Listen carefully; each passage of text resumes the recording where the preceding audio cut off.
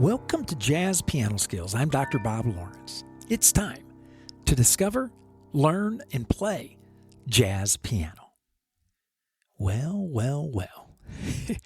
Here we are, the last song of the year. Throughout this entire year, we have explored various bebop tunes each month to test fingering development, which has been our primary focus of the entire year. Of course, good fingering is needed to play the heads of bebop tunes, so it only makes sense to use these great melodies to test our jazz piano skills. And in addition to using bebop tunes to test our fingering skills, we extracted various melodic motifs from the melody of these great tunes to use for improvisation development. Now, this again makes perfect sense because the melodies of bebop tunes are like little improvisational solos. It's funny. Longtime Jazz Piano Skills member Joyce Cummings, who also runs Salon 13500 here in Dallas, where I get my haircut, but that's beside the point. Joyce had the perfect quote. She said to me the other day, when I was in getting my haircut, she said to me, "I'm not sure I get the bebop tunes, but I do get the patterns found in the bebop tunes. Isolating them makes it easy to begin discovering and developing my own improvisational ideas." Now, when Joyce said that to me, it was like music to my ears, because that's the entire point of extracting classic bebop melodic motifs. And of course, we will be doing that again today with a classic Christmas tune. Not exactly a bebop tune, right? But what the heck, it's Christmas. And I thought let's look at a Christmas tune to see what hidden gems we can find in the melody to help us develop our improvisation, help us develop our jazz piano skills. But let's first recap this month. We have looked, throughout the month of December here, we have looked at 5 different jazz improvisation patterns for the primary sounds of music: major, dominant, minor, half diminished, and diminished, plus the altered dominant sounds deriving from the harmonic and melodic minor scales: the sharp 11, the flat 13, the flat 9, flat 13, and the fully altered sound, the flat 9, sharp 9, flat 5, sharp 5. We looked at all of this from the root note of G, and we applied these 5 jazz improvisation patterns to these iconic sounds. Then we studied and applied proper fingerings to the patterns, making it possible to play with an authentic jazz articulation. The goal of our fingerings, as always, throughout the entire year, is to allow the continuous incremental shifting of our right hand across the keys so that we articulate correctly and, of course, never run out of fingers. It only makes sense, right, that the continuous shifting of our right hand when playing establishes small movements, right, which are much more manageable and much more accurate than making giant leaps. I've said it many times throughout this year that it's imperative that you understand this truth and that it becomes it's paramount when improvising and playing melodies of tunes, right? Especially bebop tunes and even Christmas tunes. A Christmas tune that we are about to discover, learn, and play today. So today you are going to discover a classic Christmas tune. Let it snow, let it snow, let it snow. And you're going to learn the chord changes, harmonic function, melody, and fingerings for Let It Snow. And you're going to play multiple patterns extracted from Let It Snow for developing classic jazz language to use when improvising. So as I always like to say, regardless of where you are in your jazz journey, a beginner, an intermediate player, an advanced player, or even if you are a seasoned and experienced professional, you're going to find this Jazz Piano Skills podcast lesson exploring Let It Snow to be very beneficial. But before we get started, I want to, as I always do, welcome first-time listeners to Jazz Piano Skills. And if you are indeed new to Jazz Piano Skills, if you're listening to the Jazz Piano Skills podcast for the very first time, welcome. I want to personally invite you to become a Jazz Piano Skills member. Your membership will grant you many privileges that will help you expedite your discover, learn, and play process. For example, as a Jazz Piano Skills member, you have access to all of the educational weekly podcast packets. These are the illustrations, the lead sheets, the play along, the backing tracks, right? Designed and developed to help you get the most out of each weekly Jazz Piano Skills podcast episode. You also, as a Jazz Piano Skills member, have access to a self-paced and sequential jazz piano curriculum, which is loaded with comprehensive courses containing educational talks, interactive learning media, video demonstrations, and a whole lot more. You also, as a Jazz Piano Skills member, have a reserved seat in my online weekly masterclass, which is held every Thursday evening. Now, if you can't attend, no problem. All of the masterclasses are recorded, and you will be able to watch and or rewatch each masterclass whenever and as often as you wish. You also, as a Jazz Piano Skills member, have access to an online interactive fakebook containing the best jazz standards from the Great American Songbook with excellent chord changes, chord scale relationships mapped out for you, harmonic function analysis, and much more.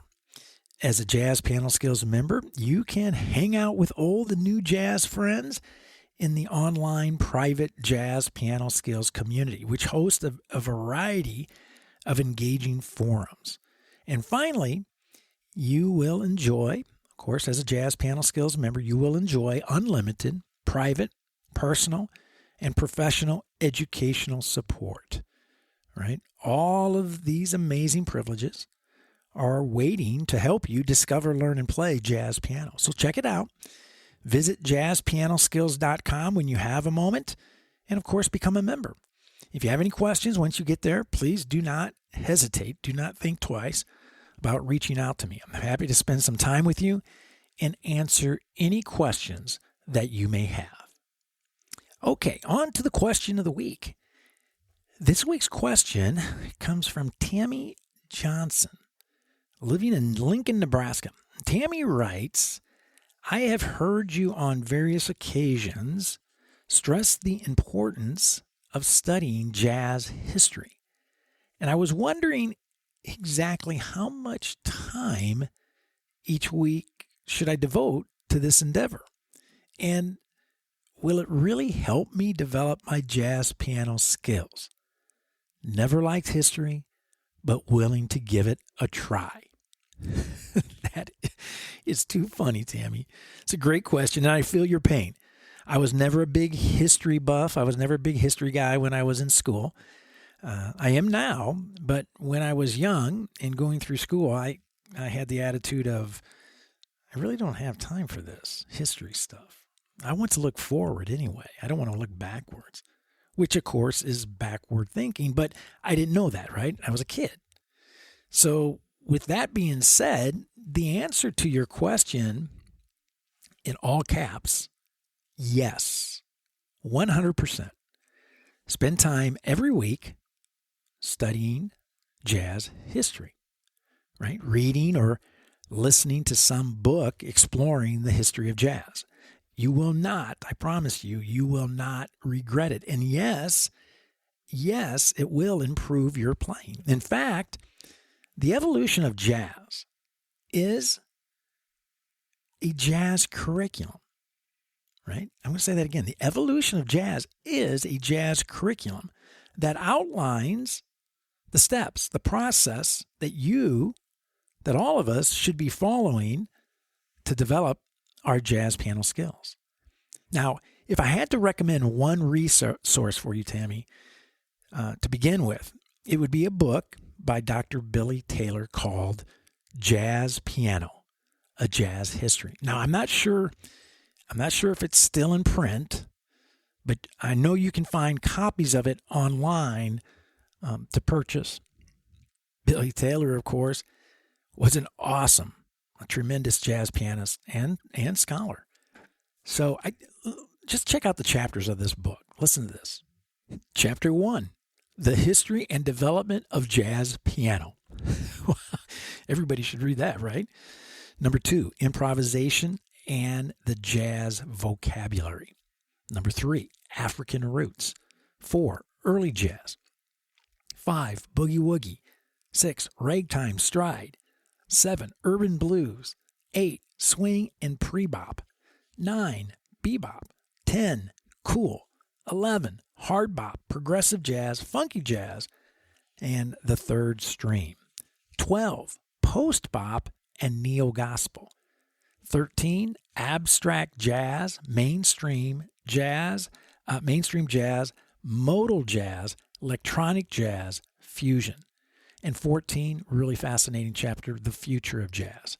He also has sections in the back of this book, additional materials for study of jazz piano styles. There's resources for improvisation techniques and piano styles. There's a list of influential jazz pianists and a discography as well. Pretty thorough. The book is really, it's concise but thorough at the same time.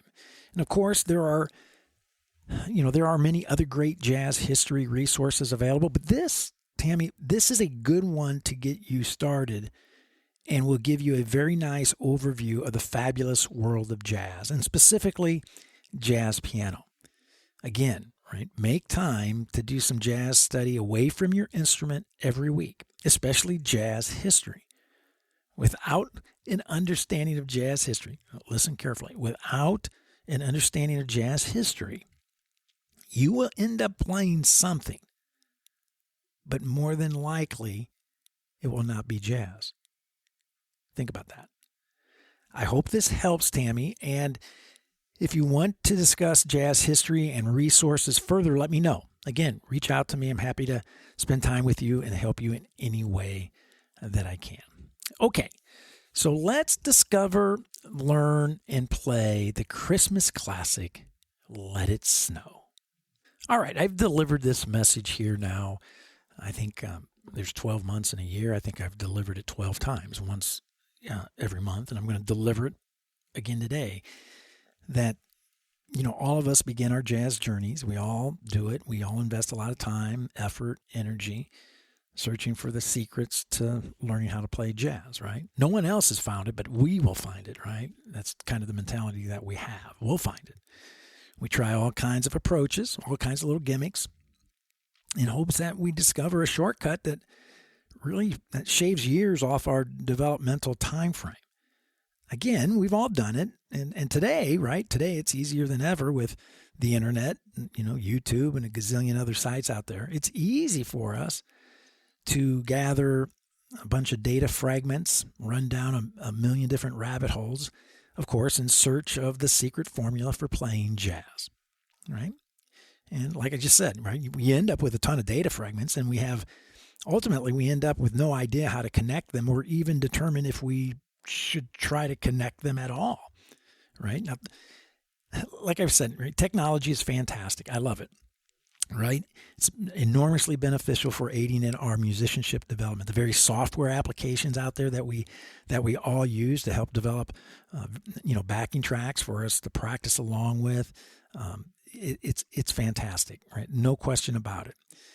But, sometimes, as I always like to remind everyone, that the old-fashioned ways are still the best ways. And when it comes to developing good technique, articulation, fingerings, improvisation, vocabulary, right? The study of playing bebop melodies, I think is still the greatest gold mine that exists within the world of jazz.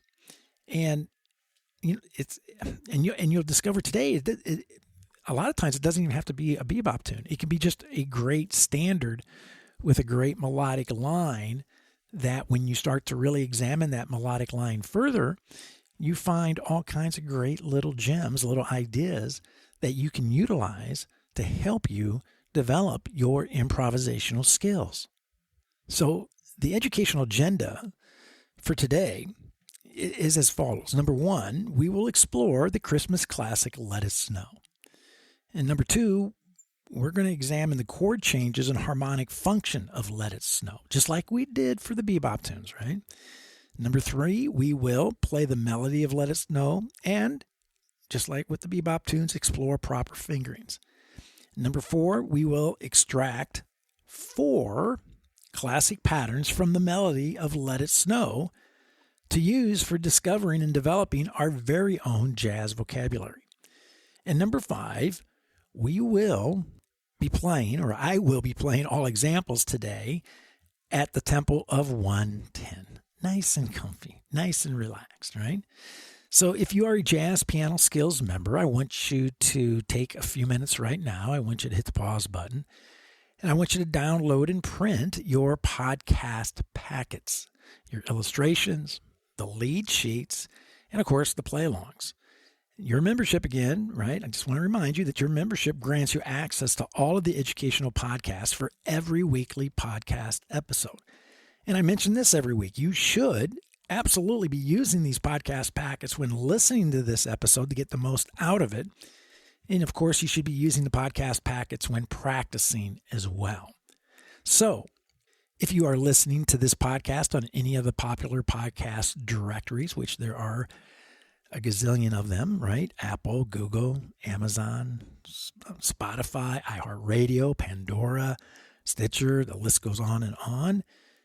Then be sure to go directly to jazzpianoskillspodcast.com.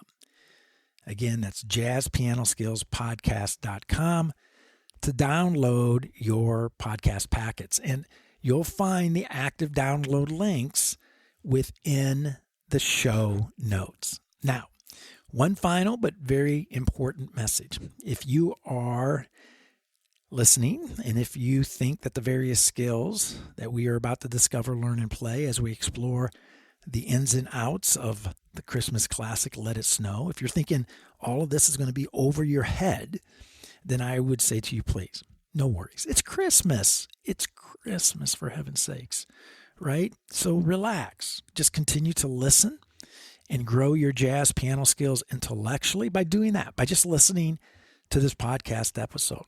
And I just want to remind you and everyone, right, that every new skill is technically over our heads when first introduced, but this is how we get better.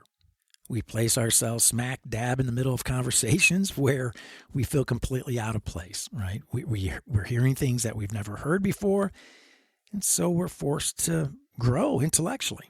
And I say it all the time, all musical growth begins upstairs, mentally, conceptually, before it can come out downstairs physically in your hands. So listen to this podcast lesson now to discover and learn. That's it, right? The play will come in time. It always does. I guarantee it. Okay, now that you have your lead sheets in your hands, I want to walk you through them quickly. Now you will see that lead sheets 1 and 2 present the chord changes and harmonic function for Let It Snow. Right? Now, to help you truly discover and learn the changes and harmonic function for Let It Snow, I strongly recommend using the lead sheet template found in your illustrations podcast packet. It's a great little worksheet that you should use over and over again as you're digesting the changes and harmonic function of this tune. Now, lead sheet 3 has the chord changes along with the melody. And lead sheet 4 includes, of course, the chord changes in the melody, but also includes the fingerings that I use when playing Let It Snow. Spend time, a lot of time, playing the melody over and over again, right? I will be modeling this for you here shortly, but playing the melody and keeping it simple is crucial. It's the very first step to developing improvisational skills. You have to be able to play the melody of the tune, and you have to be able to play it improvisational-like, right? Vocal-like. So anyway, we'll get to that. Lead sheets 5 through 8 deal with 4 patterns that I have extracted from Let It Snow that we're going to use as launch pads for developing your jazz vocabulary for improvising. So we got a lot to do today. We got a lot to get through as always. So let's get busy. Okay, so I want you to grab lead sheet 1, skill 1, and lead sheet 2, skill 2, found within your lead sheet packet. Okay, now lead sheet 1, skill 1, as I mentioned, is your classic lead sheet, right? Has just the chord changes. That's it. Lead sheet 2, skill 2, has the harmonic function of those chord changes, right? The Roman numeral representation of the chord changes. Now, Let It Snow is a classic standard AABA form, right? So we have 3 A sections and we have a bridge in this tune. So it's important to know the form. It makes it so much easier when you realize that we're really talking about learning 16 measures of music here, right? We're talking about learning an A section, and we're talking about learning a B section. So, okay, so now I want you to put these 2 lead sheets side by side. So on the left-hand side, you have lead sheet 1 with the chord changes laid out. On the right-hand side, you have lead sheet 2 with the harmonic function notated. Now, I'm going to play through Let It Snow, and I'm going to play through it 2 times, just the chord changes, no melody. And the idea here is that you want to start practicing, you want to start developing a very important skill. You want to be able to look at lead sheet 1 with the chord changes, and you're going to see those chord changes, but you want to be thinking harmonic function. So in measure 1, we're in the key of F. In measure 1, it starts with a G minor 7. It's a 2 chord. Then we have a 5 chord. Then we have a 1 chord. We have a 4 chord, 4 dominant, right? So when I'm looking at a lead sheet, it's funny. When I'm looking at a lead sheet with the chord changes, I'm seeing the chord changes, I'm thinking, and I'm hearing harmonic function, okay? Now, lead sheet 2 has the harmonic function laid out, and I want you to be able to look at the harmonic function.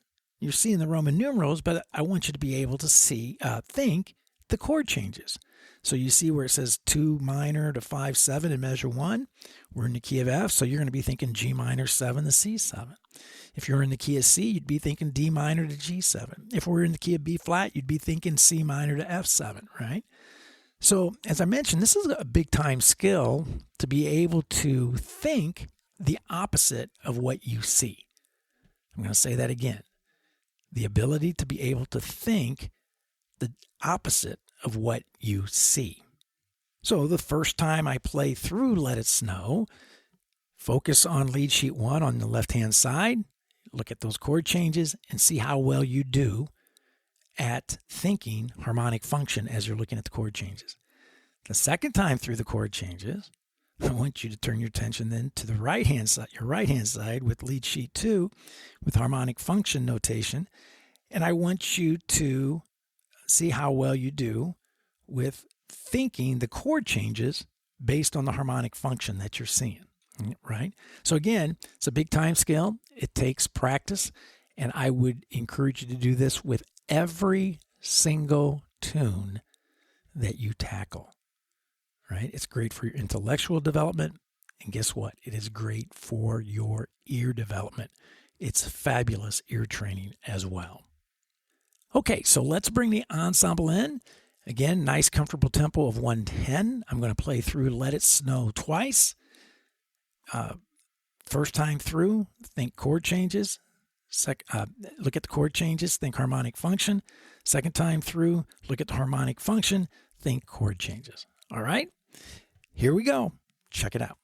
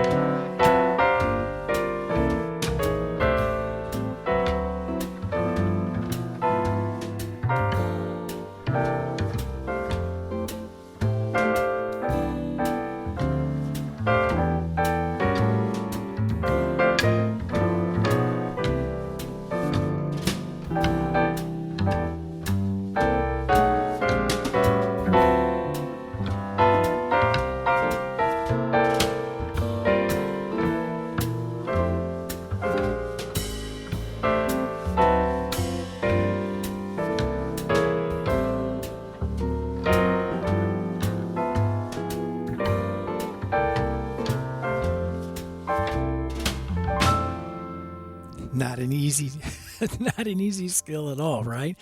So look, if you found that to be difficult, if you found that to be challenging, know that you are not alone. Everybody goes through this process, especially when you start trying to think the opposite of what you see. In fact, many people never go through this process, which is why they have difficulty learning tunes and developing their jazz piano skills. So you need to, as I mentioned earlier, approach learning every tune this way, right? Learning the chord changes, understanding harmonic function, be able to think the opposite of what you see, and to be able to hear that harmonic movement as well. Okay? All right, so now let's grab, again, in your lead sheet packet, let's grab lead sheet 3, scale 3, and lead sheet 4, scale 4. And let's place these two lead sheets side by side as well. So on your left-hand side, you're going to have scale 5, lead sheet 5. And on your right-hand side, you're going to have lead sheet 4, scale 4. Now you'll notice lead sheet 3, we now have our chord changes that we just got familiar with. But now we also have the melody of Let It Snow included as well. You'll see in lead sheet 4, we have our chord changes, we have our melody, but we now have our fingerings notated too, okay? So I'm going to bring the ensemble in. I'm going to play through this twice again, right? So first time through, you follow along with lead sheet 3, focusing on the melodic line, these melodic ideas. You'll see these are eighth note, quarter note ideas throughout the entire tune, right? Throughout the entire tune. And then the second time through, turn your attention to lead sheet 4, scale 4, and follow along with the fingerings. And pay attention to where the hand shifts are taking place that we have been studying throughout the entire year. So even though this is not a classic bebop tune, right, we're still going to apply proper fingerings that have incremental shifting of our right hand moving across the keyboard so that we can articulate this melody correctly as well. Okay? So, all right. So let's bring the ensemble in. Let's check out lead sheet 3, lead sheet 4, side by side, the melody and fingerings for Let It Snow. Here we go.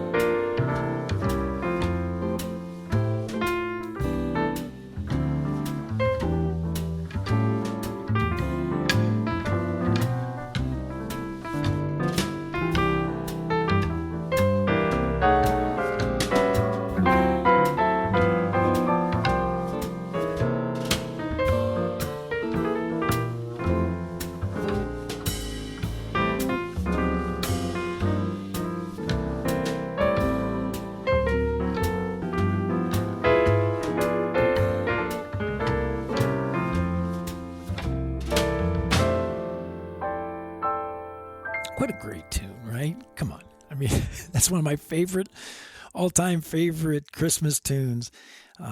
Great tune, and you're going to find out here shortly, right?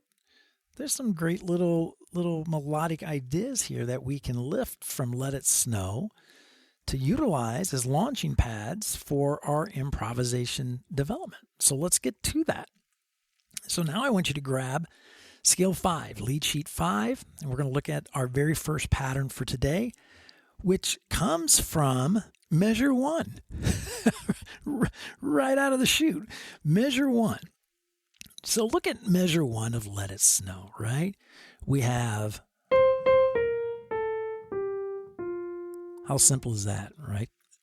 Descending from the 5th of the key, from our C, descending straight down the scale to the root. So simple and so often overlooked.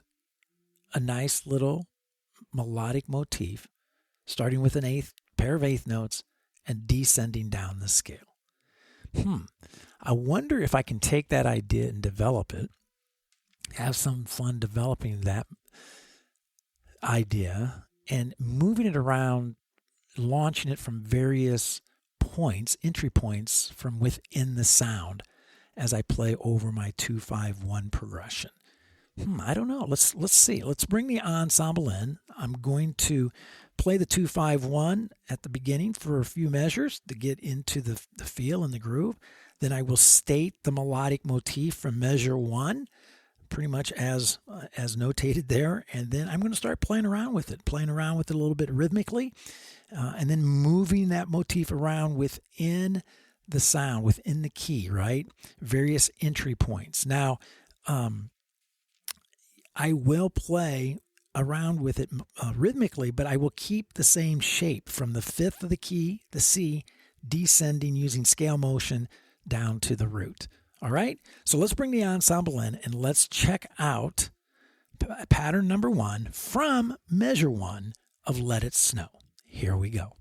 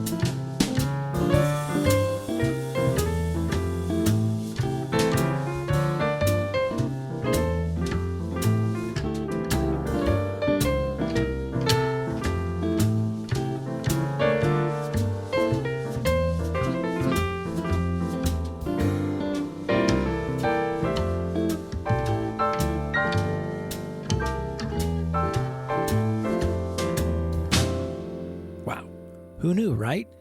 Who knew that simple descending scale motion from the 5th of the key down to the root could be utilized to develop improvisational ideas, right? I think our initial thought is, well, no, that's way too easy. That's too simple. That can't be hip. What the heck? Which is, again, that's backwards thinking, right?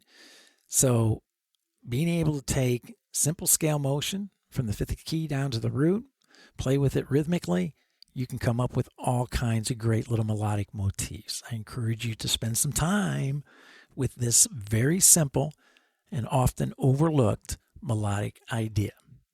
Okay, so now let's grab scale 6, lead sheet 6. Our second pattern. Our second pattern actually comes from measure 17. So jump down to you see the rehearsal marking there in the lead sheet, in letter C in your lead sheet with the melody. You'll see it's the start of the bridge, measure 17. Okay, And here, again, notice we have a pair of eighth notes on count 1. And we're starting on the 5th of the C major. We have a little diatonic motion, C major to D minor. I'm going to resolve it back to C major, so we just have some diatonic movement here. But we have a simple eighth note pattern idea on count 1. Just that little idea. So now we've added a little contour to our shape, right? So we're going to take that melodic idea, just as I did with the very first one for measure 1. I'm going to bring the ensemble in, and I will play the pattern up front for 4 measures. Then I will play the melodic motif as notated there in measure 17 of your lead sheet. And I will then develop that idea and move it around to different entry points within the sound. Okay, so here we go. Let's check this out and see what happens.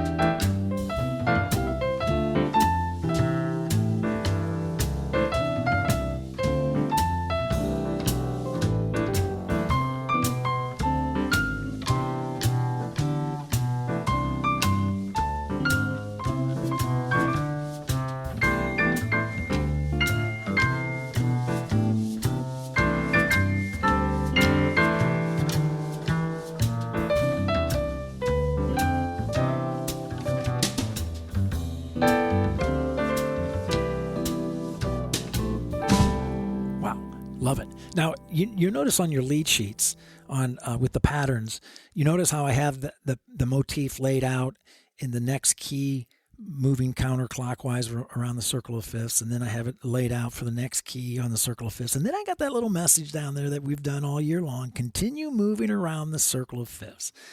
So the idea is you learn this motif in the original key, the original setting from Let It Snow.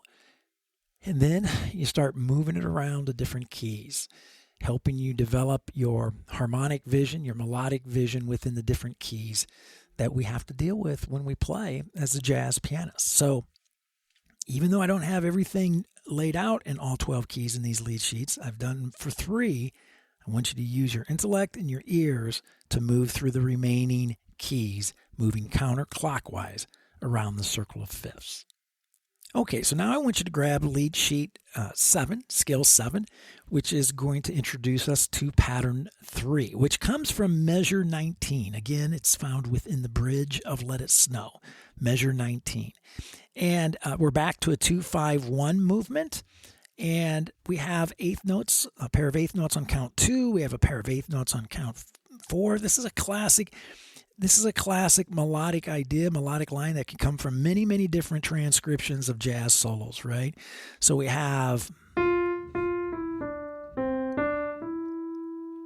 love it, starting off the 3rd of our minor chord. So I'm going to utilize the same approach that I've done with the first 2 patterns. I'm going to state that motif first, 2-5-1 in the key of C there. And I'm going to then begin moving it around within the sound, within that key, right? Within the key of C. So let's bring the ensemble in and let's check out scale 7, lead sheet 7, pattern 3. Let's see what I can come up with. Let's have some fun. Here we go.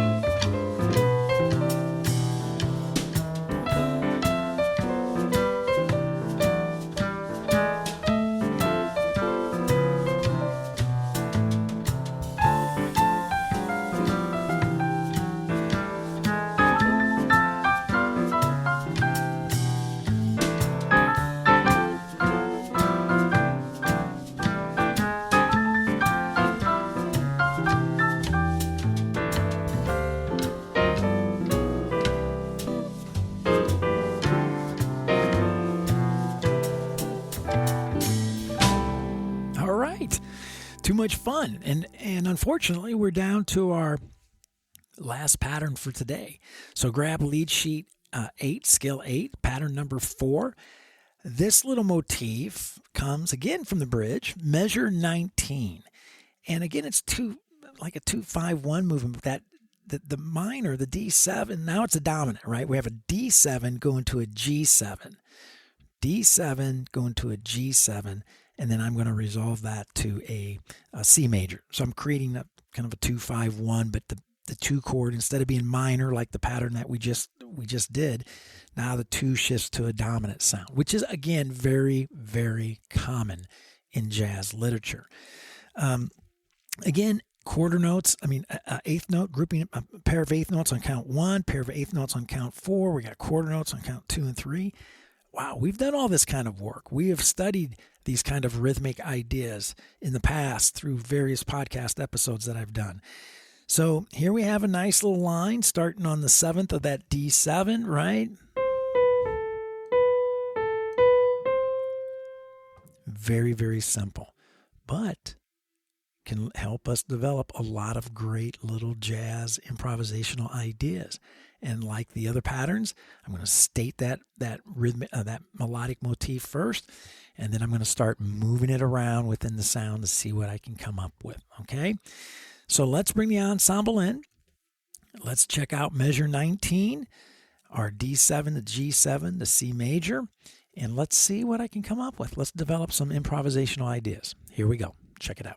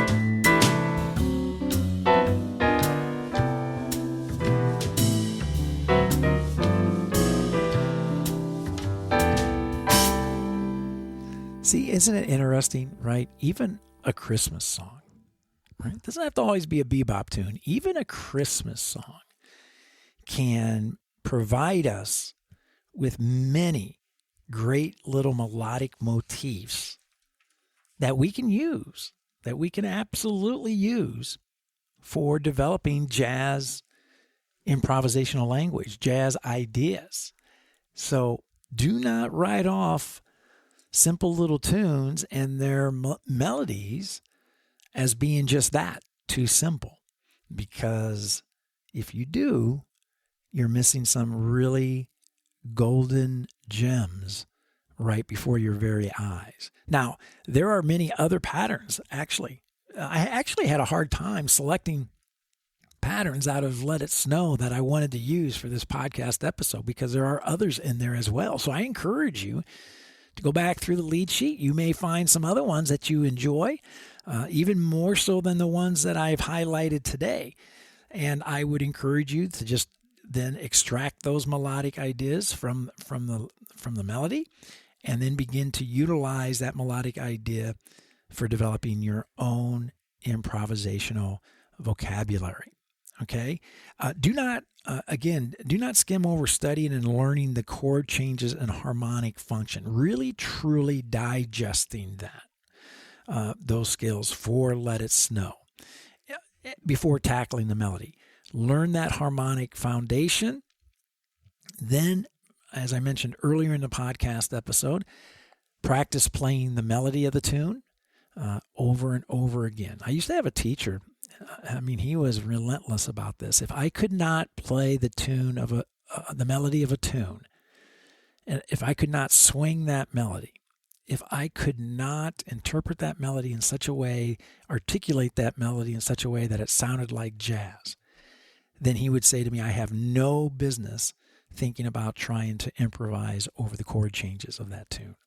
And he would make me play the melody over and over and over again. And I am so thankful he did, because by digesting that melody, by being able to play that melody with a nice jazz articulation and be able to recall that melody at any point within my solo, transformed my improvisation. So do not skim over learning the harmonic function. Do not skim over learning the chord changes, and certainly do not skim over learning the melody of any tune that you are working on. And most of all, right? And most of all, as you do this kind of work, this kind of tune study and this kind of work, be patient, right? Or developing mature, professional jazz piano skills takes a lot of time. In fact, it takes a lifetime. So begin structuring your study, begin structuring your practicing after the demonstrations that I modeled for you today in this podcast episode. And I guarantee it, your tune learning will become a whole lot easier, and you'll actually learn the tunes, and you will begin to see and feel and hear your musical progress, not only with playing the melodies of tunes, the chord changes of the tunes, but your improvisation as well. Well, I hope you have found this Jazz Piano Skills podcast lesson exploring the Christmas classic, Let It Snow, to be insightful and, of course, to be beneficial. Don't forget, if you're a Jazz Piano Skills member, I will see you online Thursday evening at the Jazz Piano Skills Masterclass. That's 8 p.m. Central Time, to discuss this podcast episode, exploring Let It Snow in greater detail, and, of course, to answer any questions that you may have about the study of jazz in general. If you can't make the class, no worries. They're recorded. You'll be able to access the class through your Jazz Piano Skills membership dashboard. Also, be sure to use your educational podcast packets, the illustrations, the lead sheets, the play-alongs, not only for this podcast episode, but for every podcast episode, to maximize your musical growth. And always, I want to make sure that you become an active participant in the Jazz Piano Skills community. Get out there, get involved, introduce yourself, make some new Jazz Piano Skills friends. It's always a great thing to do. If you have any questions, you can reach me by phone. My number here at the Dallas School of Music is 972-380-8050. My office extension is 211. If you prefer to reach out by email, not a problem. My email address is drlawrence, drlawrence, @jazzpianoskills.com. Or I have a nifty little SpeakPipe widget that is located on every page of the Jazz Piano Skills website. You can reach out to me through that little widget as well. It's very, very hip. Well, there is my cue. That's it for now. And until next week, Merry Christmas. From my house, my home, my family, to yours. Merry Christmas and a blessed new year. Enjoy Let It Snow.